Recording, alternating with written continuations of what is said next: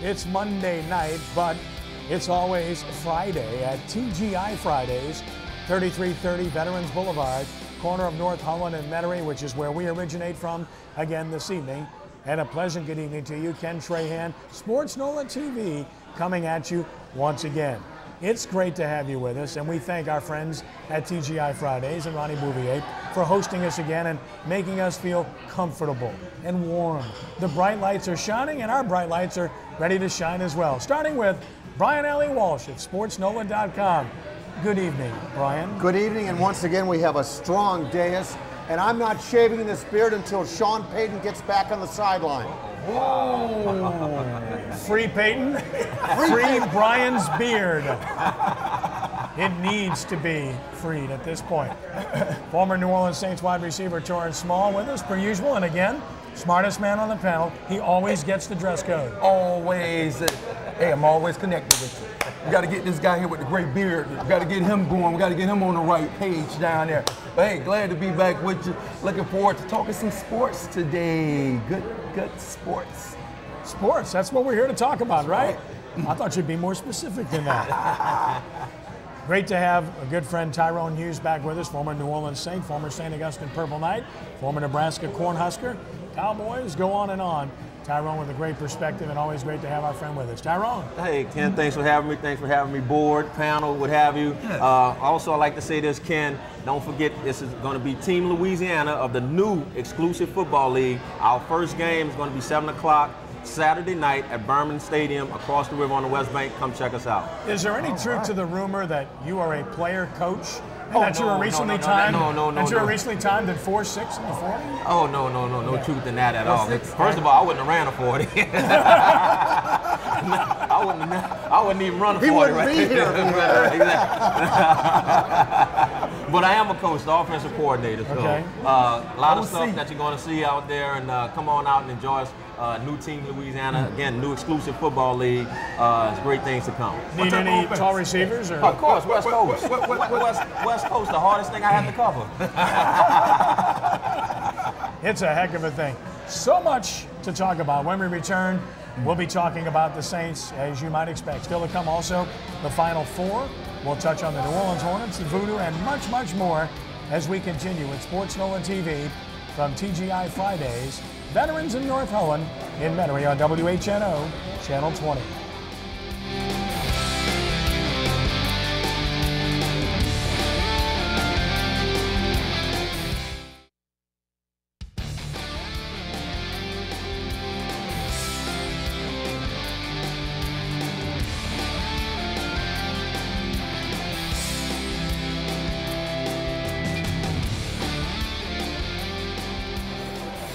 Amazing.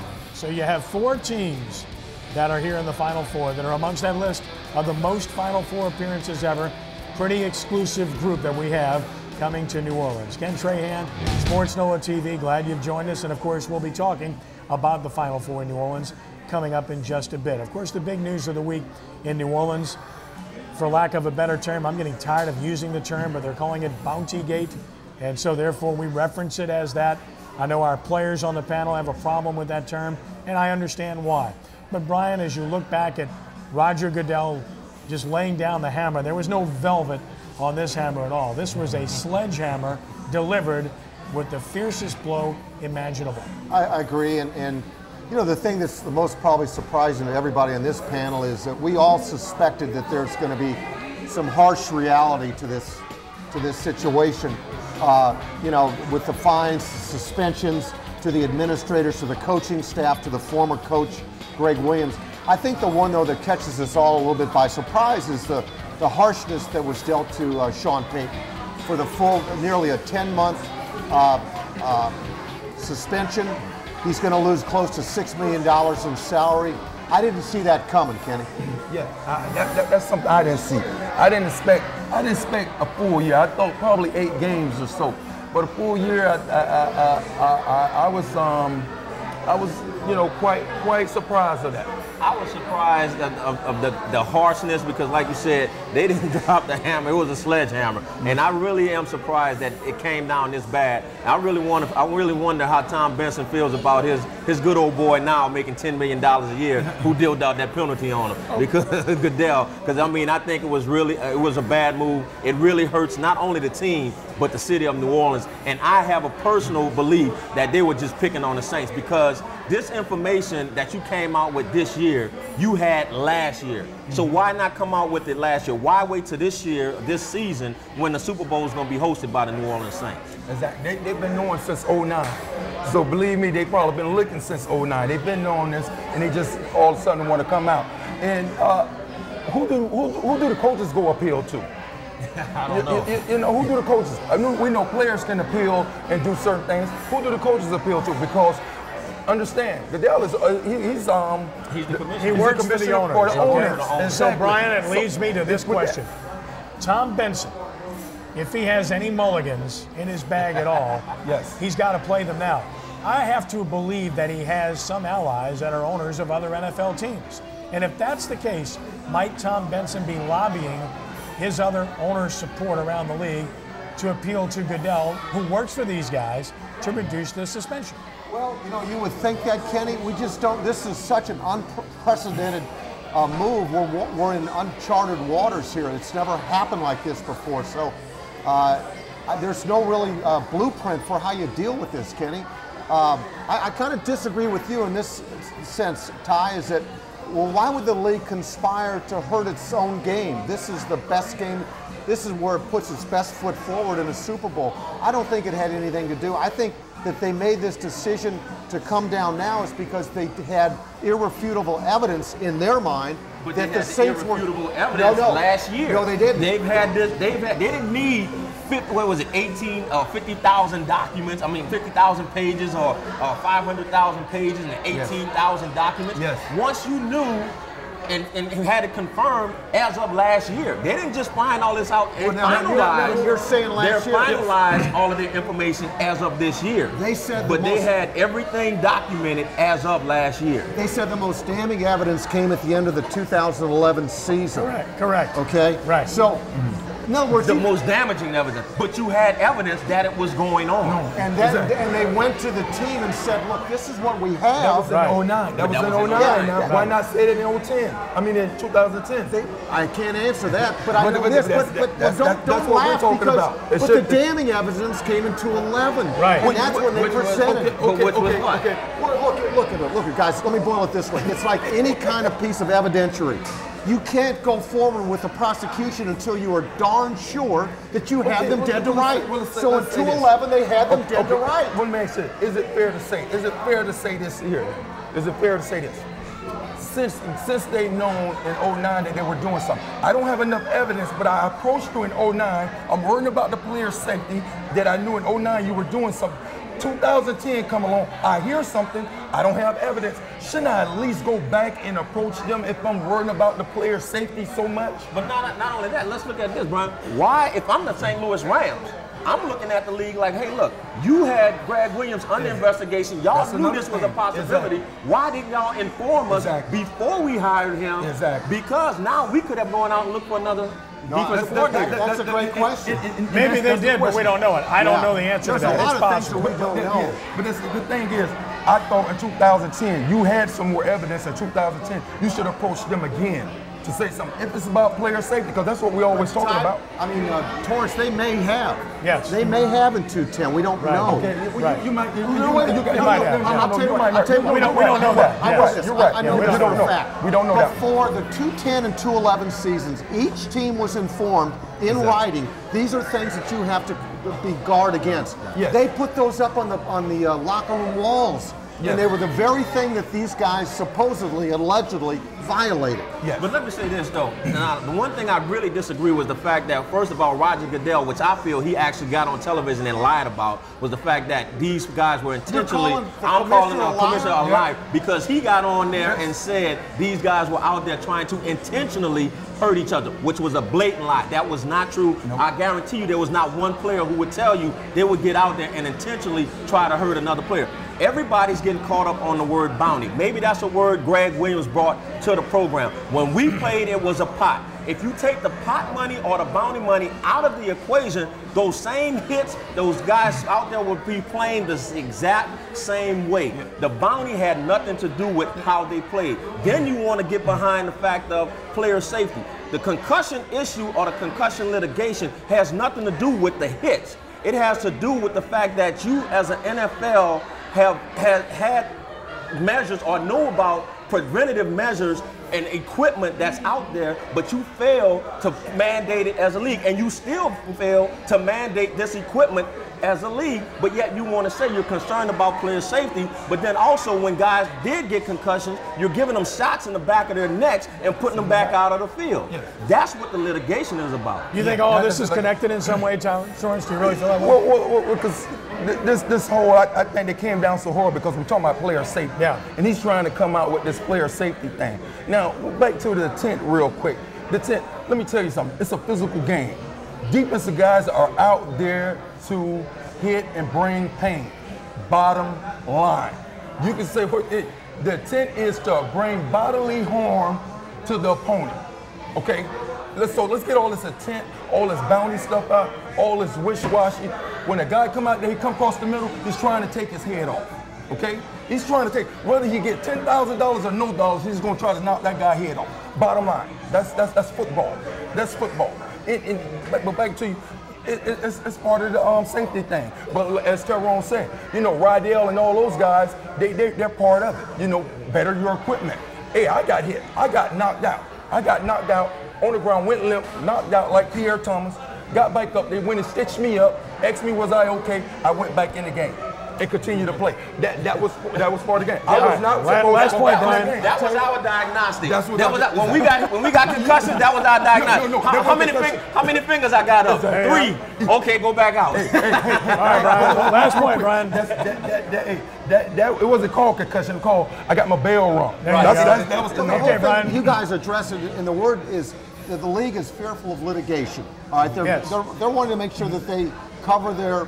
And that's why they laid the hammer down. And the Saints, it's unfortunate, but it came in at one of those times where there is an interest in safety factor. They've got to be concerned with future lawsuits. If they don't deal with the concussions now, they better start dealing with them now. And that's my point. I believe this is all connected, and it's all coming to a head. At one time, this was a great time to bring it to a head because they have evidence of something, solid evidence, that something went on that in their minds wasn't right and was against the rules. So they tie it all in with all the concussion issues with alumni, and I think you get what you get now, fairly or unfairly.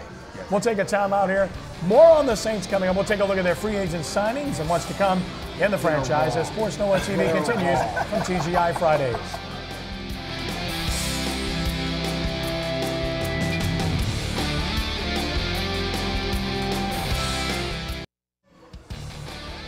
Our sportsNOLAtv trivia question of the evening. Kentucky and Louisville will meet in one semifinal of the Final Four Saturday in the Mercedes-Benz Superdome.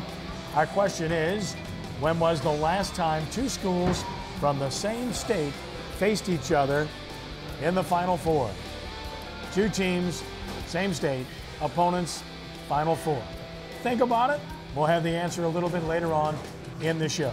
Ken Trahan, sportsNOLAtv, TGI Fridays, 3330 Veterans, corner of North Holland in Metairie. The Saints, despite all of the distractions going on with the league and suspensions and fines and draft picks being docked, have been very active in free agency. They've lost some and they've gained some. Let's take a look at the Saints' most recent additions. Broderick Bunkley, the defensive tackle, coming over from the Broncos.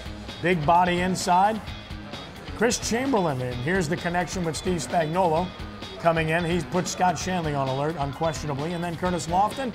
Is he a hedge against Jonathan Vilma? Is he a replacement for Jonathan Vilma? Or could he move outside to play on the strong side? A lot of thoughts about that. Of course, they already signed Ben Grubbs prior to that.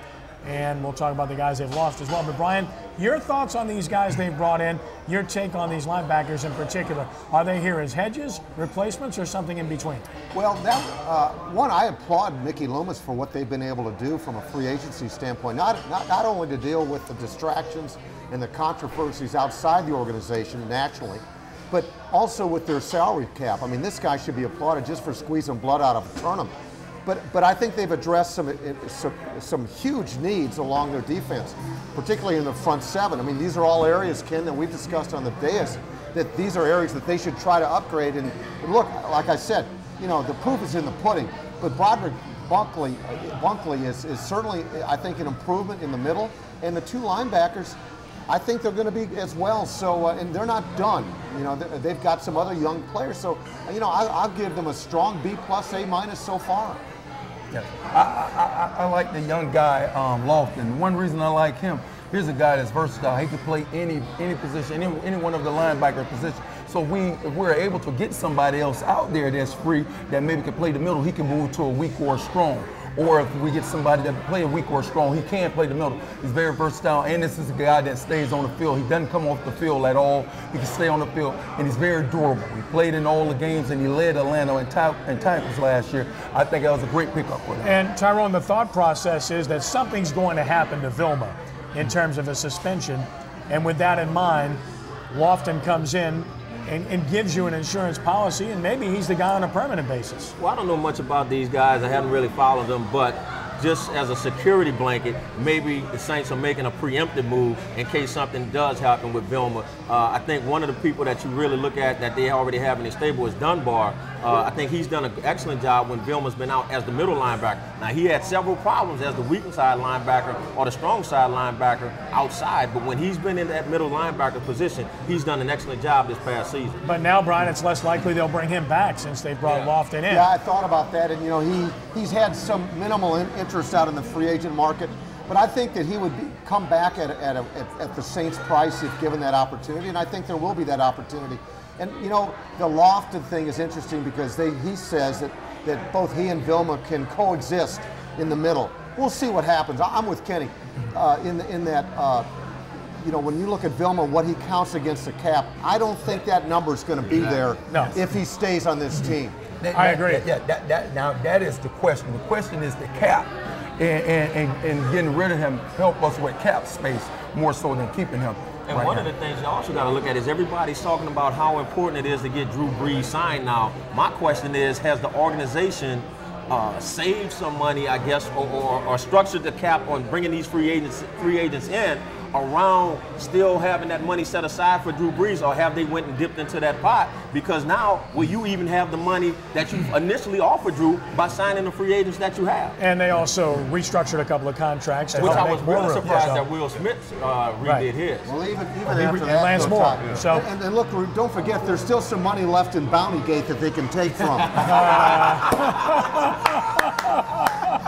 And as for Chamberlain, they've been trying to replace Shanley for a few years now. We'll see if this is finally the guy that does replace Scott, who just fights off all opposition, it seems, on an annual basis.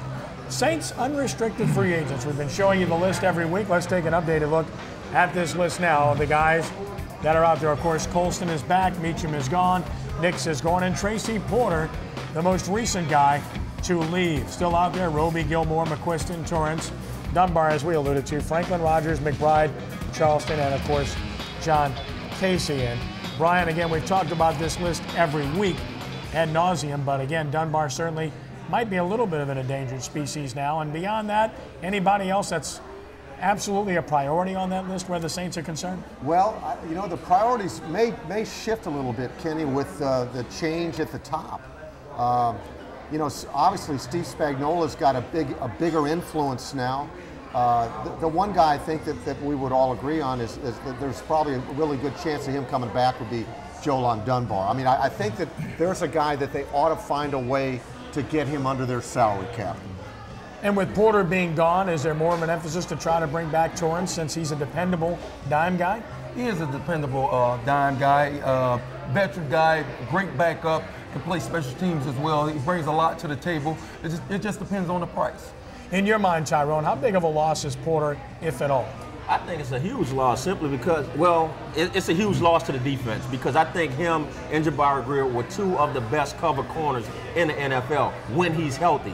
That was the only question about it. You can't keep him on the field. I think Patrick Robinson has done a great job. When you look at that first Green Bay game last year compared to the end of the season, he's come a long way. And the one thing that you're definitely going to find is between him and Jenkins, as time goes on, they're going to get better because they're great athletes, but they're learning on the run. And that was the one thing I think that this defense lacked by not having a Darren Sharper back there is I don't think they had, the corners had the confidence in a Jenkins or communication being able to break on routes knowing that they were protected over the top. Does Patrick figure in this mix in your mind, Brian? I think definitely. Yes. Both Patricks, yes. Both Patricks do. It's my understanding that Tracy Porter wasn't even offered a contract by the Saints. Wasn't even offered a contract. And in response to Lee Torrance, he'll have to come back for a dime. Literally. A dime for a dime, right? That's all. I mean, they don't have much salary cap. Very rhythmic. One of the features we always like to show you on this particular program and give you a chance at is to ask us questions. It's time for our sportsNOLaTv fan question of the evening, where we enlist one of our fans on location to ask an intelligent question of our panel and give the guys a chance to respond. Sir, go ahead and state your name, where you're from, and fire away. Hi, I'm Dr. Joey Lacoste. I actually have two questions for the panel today. Okay. Take them one at a time. First question, every day, I flip on the internet, watch the news, and there's a new breaking story about another team that's involved in some type of bounty scandal, okay? My question is, doesn't the commissioner have a responsibility to Mr. Benson to do a better due diligence in order to find out exactly to what extent the other teams have been involved? Doctor, thank you. Very good question, sir. What is your specialty? I'm a dentist. Okay, well, listen. If you look at what Tom Benson has done for this league, yes, there is an obligation, I think, for the commissioner to go ahead and do as much investigative work as he can. But how far back do you go? And you've got the bills of what your team that Greg Williams has been associated with, the Washington Redskins. They've already had time to cover their tracks, if indeed, they've already denied it anyway. So how far back do you go? How exhaustive do you want it to be? I don't think that's important right now. The message that the commissioner wants to send out is this. It's cease and desist. From this point forward, this will not be tolerated, and that's the message that they want to get across now.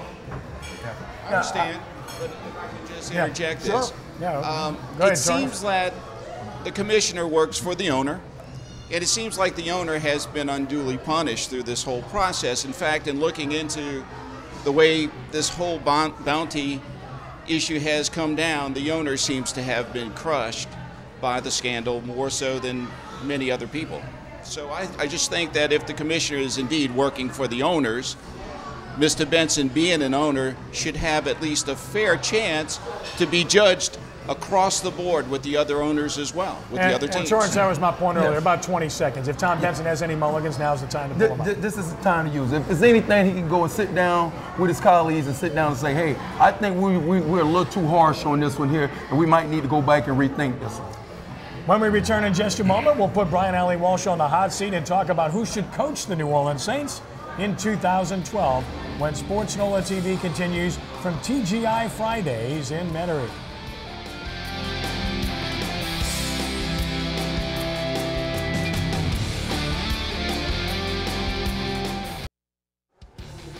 And our sportsNOLaTv trivia question of the evening, Kentucky and Louisville will meet in that one semifinal game in the Final Four at the Superdome. When was the last time two schools from the same state faced each other in the Final Four? Answer is 1962. Cincinnati beating Ohio State for the national championship. And Ohio State had been there like 3 straight years at that point, 1-1 in the process. But that's been a long time, and here we are with two schools from the state of Kentucky, no less, basketball heaven, coming to New Orleans. Sorry, Brian. Ken Trahan, sportsNOLaTv. Speaking of Brian, it's time to put Brian Alley Walsh on the hot seat with this question. who should be the Saints' head football coach in 2012. Brian, you're on the hot seat. Thank you, Kenny, as always. Probably somebody from this panel, because we seem to know it all. Hey, I'm ready to go. You know what? We've learned today through reports out of West Palm Beach, the owners' meetings, that the Saints may be considering bringing in Bill Parcells in some capacity, maybe a consultant's role. There's still a lot of details that have to be ironed out, and that may be determined later this week. But of the three candidates that are being mentioned now, you're talking about Pete Carmichael Jr., Steve Spagnuolo, the new defensive coordinator, and Aaron Cromer, the offensive line coach. You know, of those three, Joe Vitt would certainly be a consideration, but he's going to be gone for the first 6 games of the regular season.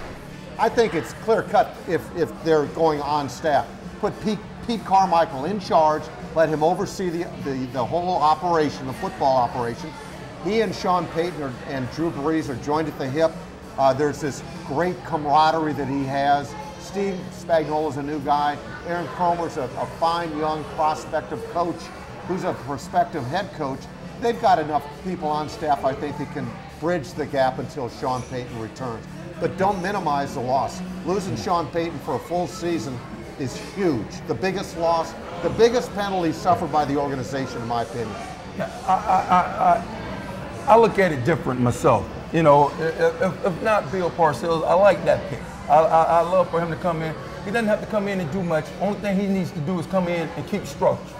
Let Pete run the offense. Let Spaz run the defense. Let the special team coach take care of the special team. He just makes sure he just keeps order within the organization. Because what we have to understand, people, it's a lot of moving parts to this thing when we're missing Coach Payton. And not just him, but Mickey Loomis as well. Once he goes, we have guys that may go down. We have to bring in new guys. You have new talent that you have to look at every week.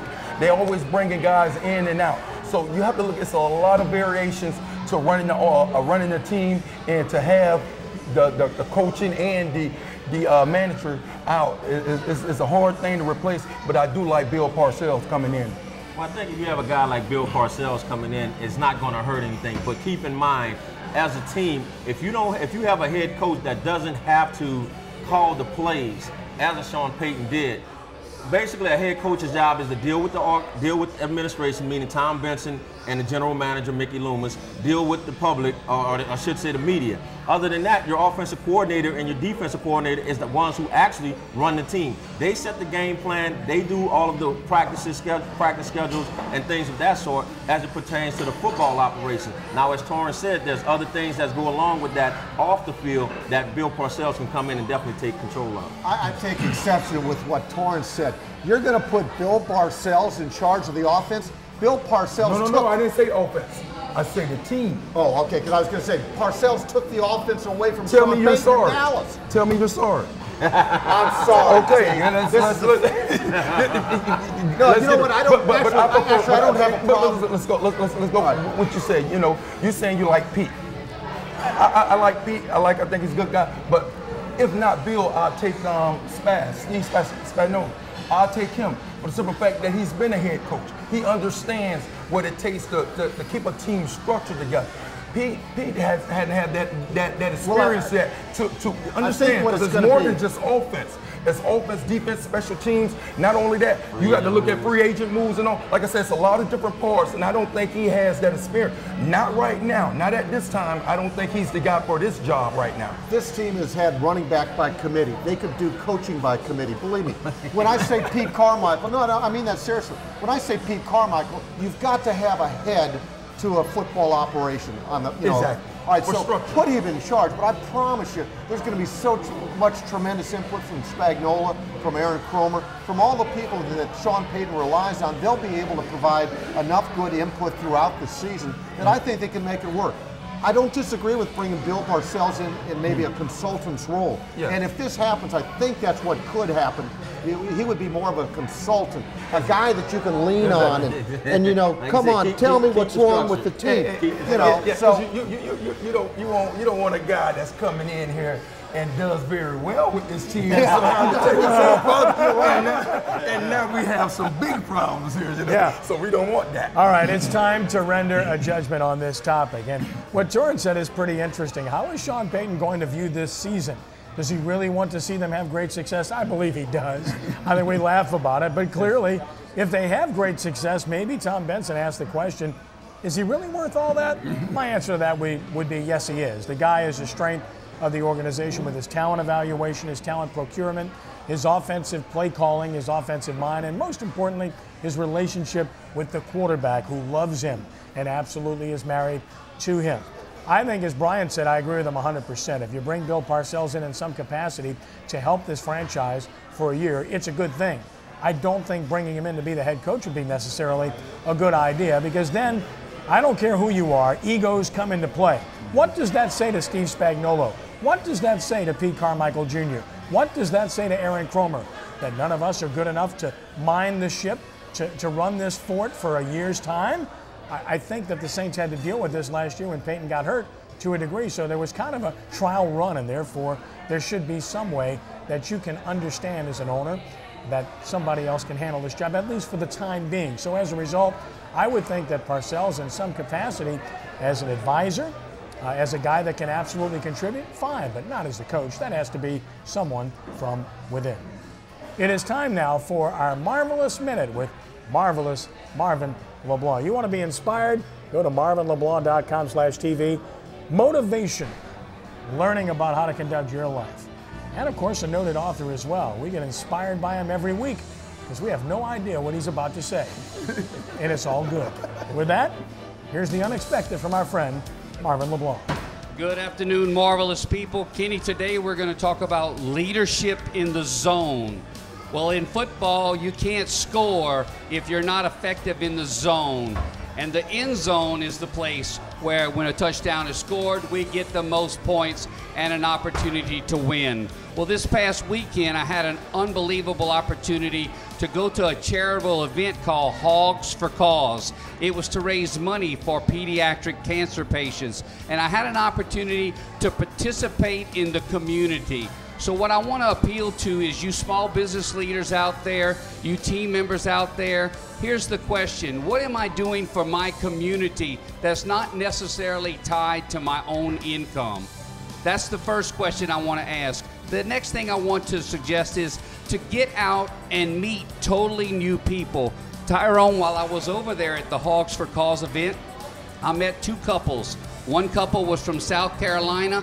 The other was from California, and I had them have an opportunity to know what it was like to live and love in New Orleans. Not just the food, not just the culture, but obviously the people who have stayed and endured and prospered from all of what we went through. The next thing that I want to tell you is that if your team right now is losing in the workplace, if your team is stuck and they need to be unstuck, if your team has challenges with their comfort zone, then please, now it's time to contact me at marvinleblanc.com. And remember, marvelous performance is always intentional.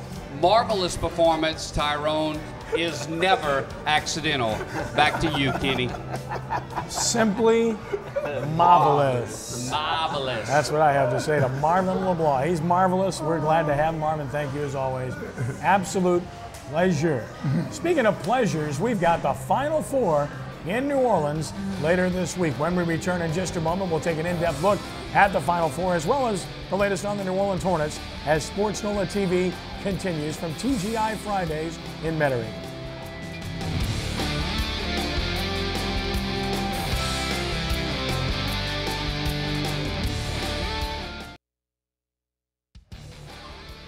Check out St. Aug's Javon Felix and Riverside's Ricardo Gathers on Sunday, April 1st at UNO Lakefront Arena as they take on the nation's top high school juniors and seniors in the All-American Championship. Tickets are now on sale at the Lakefront Arena box office or through Ticketmaster.com. The All-American Championship Sunday, April 1st at Lakefront Arena.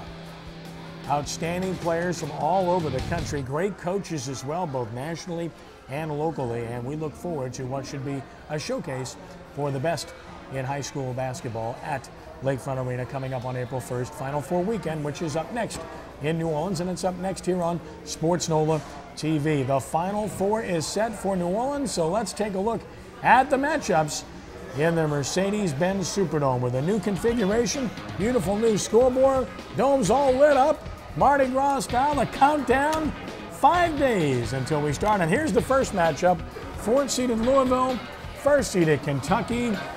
Last meeting earlier this season on December 31st at Lexington, Kentucky prevailed 69-62. And Brian, as we look at this matchup, Louisville, spirited comeback against Florida, great adjustments. This is a team that just won't die, and Kentucky, of course, the favorite, my pick to win it all, and enormously talented. I'm excited, you know, to have Louisville and Kentucky playing for the right to play in a national championship. It's like bluegrass has come down into our area of the country, and yeah, you're right. They played on New Year's Eve, and I suspect both teams are better than they were then. So I think I still think Kentucky is the team to beat in this Final Four, and they'll walk away from Louisville as well. And as we watch Kentucky and how athletic they are, Tyrone, they just have everything you need to win. That's a concern there with Davis getting a little gash on his knee, but he's going to be fine, and he'll play. He's a lottery pick. Kid Gilchrist is a lottery pick. Is there any way Louisville can beat Kentucky, Tyrone? I don't think so. I mean, looking at the last couple of games that I've actually watched and throughout the tournament, I don't think there's anybody that can beat Kentucky right now. I mean, I think they last run in, they had an opportunity, but from here on out, I don't think they're going to. I believe they're going to pull it out and go all the way, because I don't see anybody that can match up to them. And Torrance, this is the Nick Saban effect. Rick Pitino coaches Kentucky to a national championship, gets back to the championship game the following year, lost in overtime to Arizona. He leaves Kentucky, but he leaves for the NBA.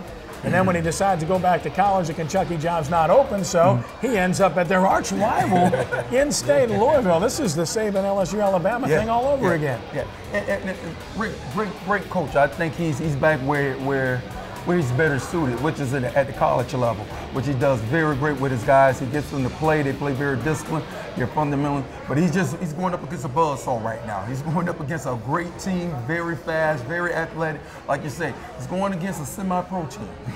What I really like about Kentucky is the fact that they've improved so much shooting the basketball from the last 2 years when they got knocked out in the tournament. They shoot the three much better, and they shoot free throws considerably better, and in close games, that will make a difference to go along with their athleticism, Brian. Yes. You know, Kentucky put out my alma mater on a Saturday evening, and wasn't hard. Thursday evening, excuse me. Well, you know, they played them tough for a half, and then I think what happens is Kentucky has a deep bench, and they just come at you. They come at you for 40 minutes, and you've got to be able to match that intensity and really go above it if you're going to beat this team.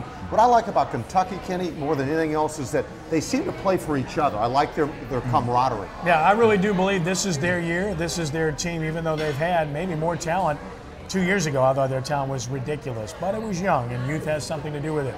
The other matchup in the Final Four is another great matchup. Two more storied programs, the Ohio State Buckeyes, a 2 seed, taking on another 2 seed in the Kansas Jayhawks. And again, these two met earlier this year in Lawrence, Kansas, and of course, Jared Sullinger missed the game. Kansas won the game at home 78-67, but Brian Sullinger makes an incredible difference. He is a man, another lottery pick, and I think with him on hand, I really kind of like Ohio State to turn the tables and win this time. I definitely do too, and I just think Ohio State is playing at a perfect, they've reached their fever pitch as they get ready to go to the Final Four.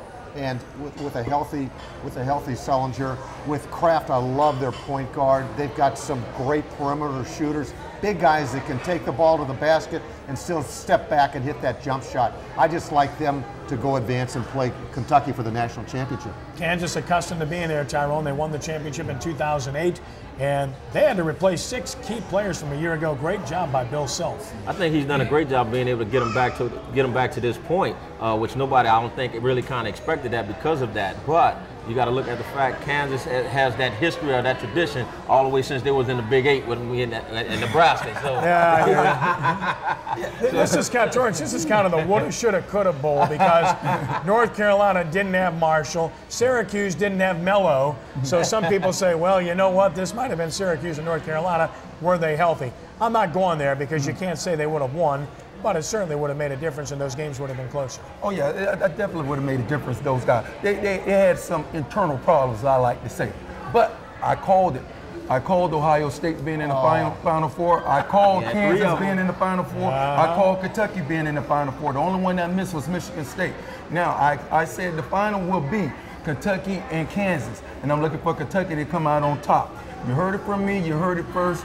Get on board. This is a Christian radio station, so in the interest of being honest and fact-checking, let's remind people about our previous picks because we're going to show you these picks. There you go. Torrance Small is telling the truth. He picked 3 out of 4 correct. As for Mark Schlesinger of UNO, he got 2 out of 4.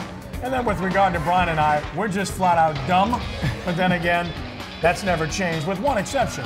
We're going to win it because we have the national champion in our Final Four, Brian. Kenny, you know, to be honest, as we all try to be here on this dais, is that I picked Kansas to go out in the round of 64 by Detroit. So that shows you what I know. Detroit? Yeah. What do they call Detroit? Mercy. Brian, may the good Lord have mercy on you, okay, for making that pick. Same with me for picking Missouri to go to the Final Four and they get knocked out in the first game. That was a good pick. That wasn't a long shot. They let us down. They let some people down. They got beat by Norfolk State. I mean, and I don't mean that to be offensive to Norfolk State. Florida demolished Norfolk State, Tyrone. Every given day, you know, you never know. You always have to come, especially in this type of format where you have to come ready to play every night. That's what makes this tournament so good. Exactly. It's great. And we look forward to it. Full coverage at sportsNOLA.com of the Final Four. Full coverage of the New Orleans Hornets always at sportsNOLA.com. And the Hornets embark on a 5-game road trip, 8 days, starting against the Clippers at Staples Center tonight. Another rematch against Chris Paul. Let's take a look at what's happened with the Hornets most recently because Chris Paul, of course, had a chance to come home. First off, the Golden State Warriors came in and they dismissed the Hornets 101-92. Klay Thompson had a big night for the Warriors. Jarrett Jack, a triple-double. That's rarely seen. He played well. Last time that happened was when Speedy Gonzalez, Darren Collison did it in 2010. And then we mentioned the Clippers came in. That was an electric atmosphere. Over 17,000. Hornets beat the Clippers 97-90. Paul had a decent game, nothing special. And Brian, people forgot that you had some former Clippers in that New Orleans lineup, and they were motivated too. Chris Kaman was really good. You know, and they meet again out in LA tonight, I believe. And, you know, I look for them to try and gain a measure of revenge here. But, you know, the Hornets are playing they're continuing to play like what we've seen all season long. They play well for the most part every game out, and they win a few as they go along. Let's take a look at some highlights from that game Thursday night. Again, it was a really good atmosphere as the Hornets and the Clippers did battle at New Orleans Arena. And Chris Paul came home, and Samuel L. Jackson was on hand to introduce the starters. Wow. And at guard, 6'3" from Wake Forest, was #1 in your heart, still #3 on your programs, Chris Paul. And Chris Paul, after the video was played, getting a standing ovation. Nice job, class act by the Hornets organization and by their fans as well. And some people very appreciative. There were a smattering of boos, but understandable. But the game itself, the Hornets really took the fight to them, Brian. They outplayed the Clippers in this game. They really did, and I think if you remember, Vinny Del Negro, afterwards they kind of exposed them, saying that they may be going in the wrong direction under that coach. So, you know, like I said, the Hornets give you pretty much an honest effort for 48 minutes.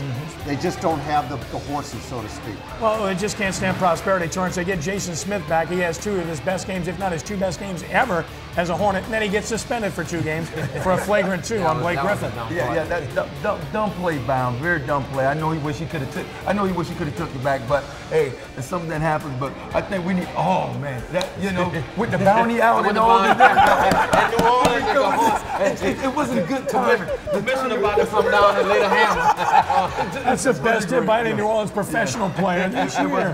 Hey, I think Marvin Williams he deserves a lot of credit this year for what he's doing with those guys. And the Hornets had the Spurs in town on Saturday night, and the Spurs and the Hornets waged a really epic battle. 89-86, Spurs emerged victorious. Hornets had a real shot. They played well in this game. Carl Landry returned, played very well, but again, they were without Jason Smith, and Chris Kaman missed the game with flu symptoms. So the Hornets fall, and now the road trip begins. We'll take a timeout here.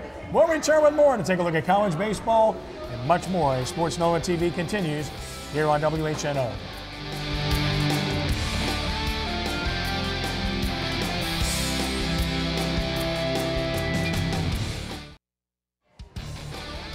In here, it's always Friday. TGI Fridays, 3330 Veterans Boulevard in Metairie. You can call 887-7788. Great atmosphere, great food, very affordable, really good people. They treat us well, they will treat you well. Also here at TGI Fridays. Ken Trahan, Sports NOLA TV, and the New Orleans Voodoo now 0-2 on the year. Both losses coming at home. One loss, a good one to Philadelphia, but this one, a bad one. 2 pick sixes in the final minute made the final score look a lot worse than it was, but still a loss to Milwaukee, 65-42. Unlike the first game when they were mistake-free, Brian, this was nothing but mistakes. 3 turnovers, 15 penalties, unacceptable.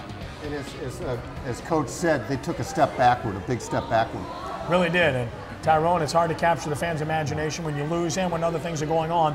They'll get more fans as the season goes on, but they've got to win some games. You got to win some games, and that's the thing that's going to get fans out. The more you win, the more, even look at the Hornets. If they start to win, it's going to turn everything around for a franchise. Yeah, better coaching, better players, but you got to put the product on the field. You got to win, and by the way, they're still wearing those uniforms. They're going to you can't read the numbers, right? Yeah, yes. The one thing you have to be, if you're going to win ball games, if you're a winning team, I mean, you have to be consistent. And I think they have to show that they can play consistent ball. College baseball, and Tulane was able to win a couple of games, 2 out of 3 against Maryland, Baltimore County, LSU, 1 out of 3 at Auburn, all one-run games. Get used to it. Tigers 18-6. And this Wednesday, they've got the Raging Cajuns of Louisiana Lafayette in the box, and then a huge series with one of the best teams in the country at the box in Arkansas. Tulane's got SLU, a very high RPI, highest of any Louisiana team on Tuesday at Alumni Field. Then Memphis comes in. They open play in their league this weekend, Brian. Tulane, RPI is not very good. LSU's about 27.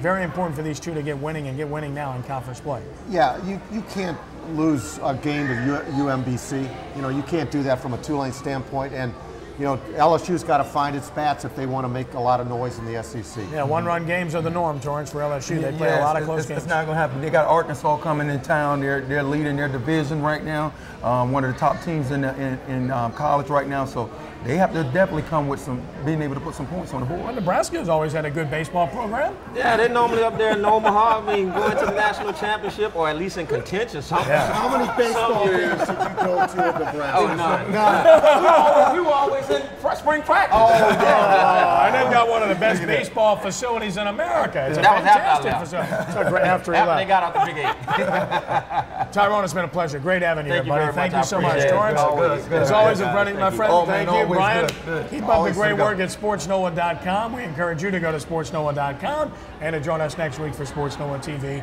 here at 6 o'clock on Monday night. Until then, I'm Ken Trahan saying thank you for joining us and be a good sport. God bless you one and all. We are rounding third and heading home. So long.